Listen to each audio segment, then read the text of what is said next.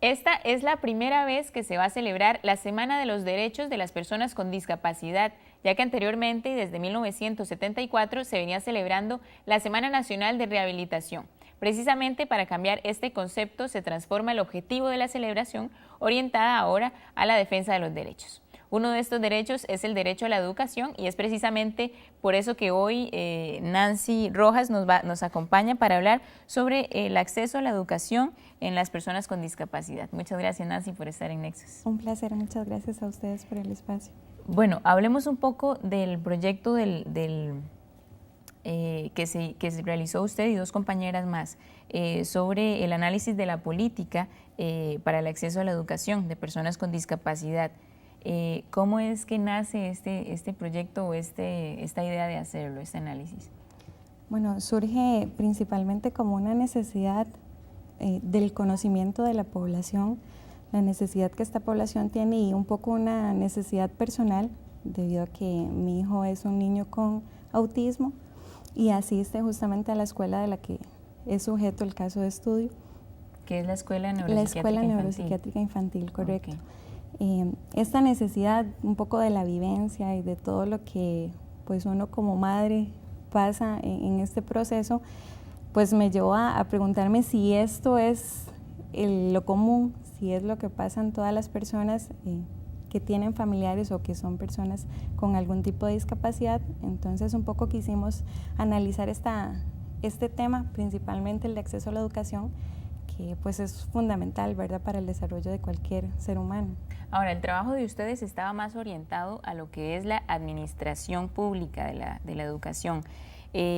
¿Cómo se llega al trabajo? Digamos, ¿qué procesos se vivieron para llegar a este análisis? ¿Qué se buscó? ¿Qué información se encontró en el proceso? Lo hicimos, pues, procuramos hacerlo como un análisis integral, partiendo desde lo que es la formulación de la política pública, es decir, qué hace el Estado en respuesta a una necesidad de una población. Analizamos el proceso que se dio para lo que es la generación de la Ley 7600, qué importancia se le dio al aspecto de educación. Después pasamos a la parte del MEP como ente que lleva a cabo la política, qué gestiones hizo, qué programas hizo, qué acciones llevó a cabo para cumplir esos objetivos que se planteó la Ley 7600 y finalmente, intentando llevar toda la línea del proceso, ver si lo que se formuló en la Ley 7600, que fue principalmente ofrecer acceso a la educación en igualdad de calidad y de oportunidades para todas las personas, al final en un caso específico se logró, que fue el estudio de la Escuela Neuropsiquiátrica Infantil. Ahora, ¿por qué específicamente este centro educativo? Este centro educativo es, yo pienso que uno de los centros menos conocidos. Esta población, la población con trastornos emocionales y de conducta, es una población invisibilizada, es una población que casi no se conoce, que casi no se le da atención.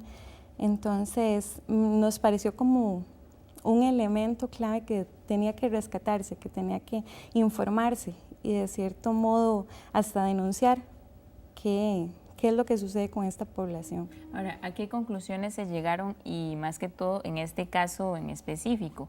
¿Se logró ver algún detalle que está fallando tal vez el gobierno? ¿Qué conclusiones hay? Definitivamente lo que se planteó en la ley originalmente no se cumple a cabalidad. Si bien es cierto, la ley es una ley de avanzada, es una ley que tiene ideales y que se plantean muchas cosas correctas, es difícil pasarlo del papel a la práctica. Ahora, ¿por qué? ¿Cuáles son estas fallas?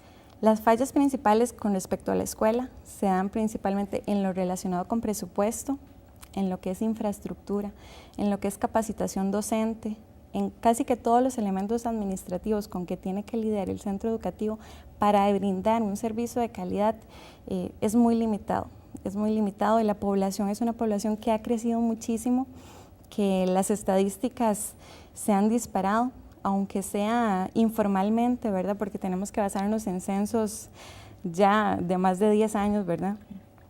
Esta estadística ha aumentado muchísimo. La escuela tiene una lista de espera de 30 alumnos o más por año, siendo que su capacidad de infraestructura y docente ya está al tope. Y usted me comentaba también que este centro educativo en particular, la Escuela Neuropsiquiátrica Infantil, que queda acá en Tibás, tiene también además estudiantes de todo el país, no es solamente de acá.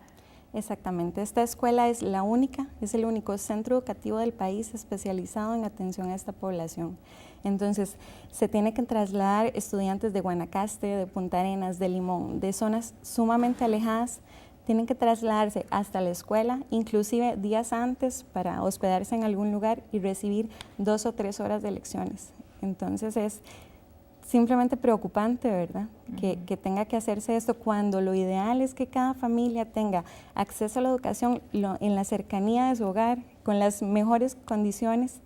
Definitivamente esto nos hace ver que hay una gran diferencia entre lo que es el sistema regular y el sistema que ahorita se aplica en la Escuela Neuropsiquiátrica Infantil por condiciones que esta tiene, porque tiene que trabajar prácticamente con las uñas, sin recursos. Claro, y bueno, en el marco de esto de los derechos de las personas con discapacidad, la educación es un derecho como tal. Ahora, en este mismo trabajo realizado, ¿se llegan a algunas conclusiones de qué es lo que se podría hacer, soluciones posibles?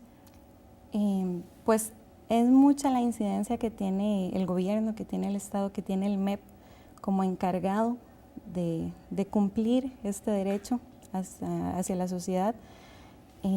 La incidencia que tiene es muy fuerte respecto a presupuesto, respecto a asignación de recursos.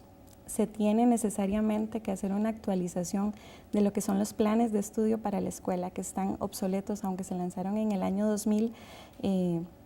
Como le digo, con las estadísticas, tal y como han cambiado, ya no cubren las necesidades e inclusive, tal y como están establecidos, comparándolo con los recursos que tiene la escuela, no se pueden aplicar, aún siendo estas 3 horas de lecciones que tiene que recibir cada alumno 3 veces a la semana, no son suficientes e incluso la escuela tiene que reducirlas porque el personal que tiene y la infraestructura que tiene no le alcanza para atender a la población. Y además existe otro aspecto importante a rescatar, que estos muchachos salen de la escuela y no se sabe también qué podrían hacer ellos luego, ¿verdad? Exactamente, la escuela cubre desde lo que es la etapa maternal, desde 4 años hasta 16 años y pues sí, es doloroso pensar que no existe algún trabajo para estos chicos. Ok, bueno, muchas gracias Nancy por haber estado acá en Nexos. Rescatamos entonces lo que el problema principal, presupuesto, y bueno, también tal vez una garantía política, ¿verdad?, de que esta ley se cumpla. Muchas gracias por haber estado acá con nosotros.